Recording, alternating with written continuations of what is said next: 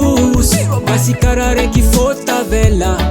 asondegna tsika timba irus megnambony tsy saraiky tavela keboita gasikara fara tampone zako mavita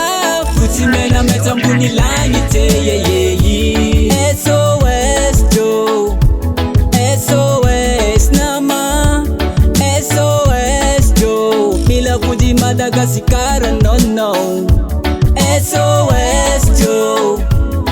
SOS nama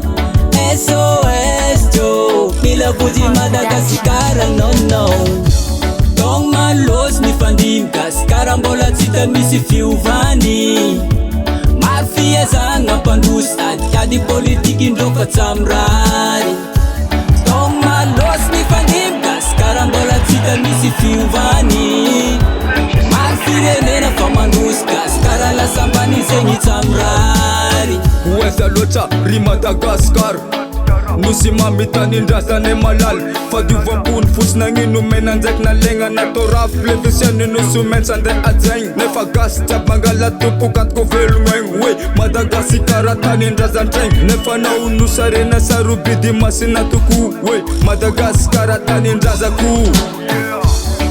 SOS Joe SOS nama SOS Joe mila vundy Madagasikara no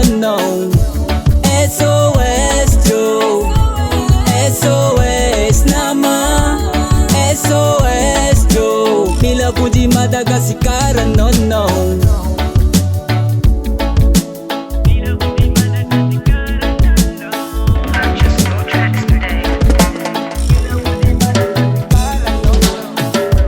Tong malos mifandimy Gasikara mbola tsy hita misy fiovany maro fiezagna mpandosy adiady politiky indreo fa tsy amrary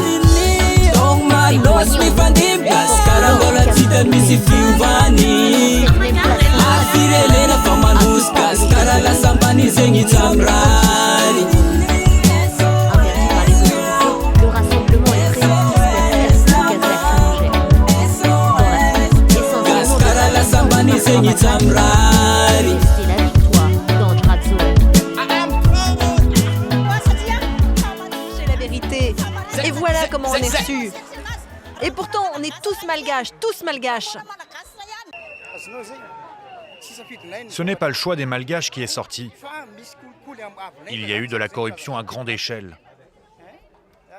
Il y a de l'argent qui a été utilisé, alors que les Malgaches ne devraient pas être achetés.